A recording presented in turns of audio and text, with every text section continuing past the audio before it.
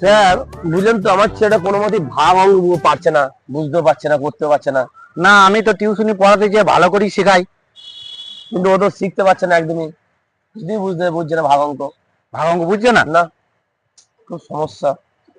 তা তো বটে। হুম। তাহলে তুমি কালকে একবার খেলার মাঠে এনো, খেলা করতে করতে ওকে ভাগ অঙ্ক শেখাবো। কালকে? হ্যাঁ ঠিক আছে, তাহলে কালকে নিয়ে আসে নাকি? হ্যাঁ, কালকে একবার ঠিক নিয়ে আছে, ঠিক আছে, আমি আসছি। মাস্টারদা, এই যে নিয়ে এসছি ছেলেটাকে। হ্যাঁ। ওই শিখিয়ে দিয়ে ভাগ পায় নাকি, খেলা মাঠে নিয়ে এলাম। তাহলে আপনি যান, আমি বসছি। হাই, গল্প করি, ঠিক আছে। বস। তুই নামতে জানিস?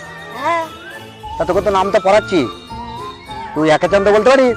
হ্যাঁ তোরা ক ভাই বোন? দু ভাই। দু ভাই না? তোর বাবা বলছিল তুই নাকি ভাগ অঙ্ক একদম করতে পারছিস না। এই যে, পারিস? হ্যাঁ, তাহলে দেখি কিরকম পারিস। কটা চকলেট আছে? 4টে চকলেট আছে। 4টে?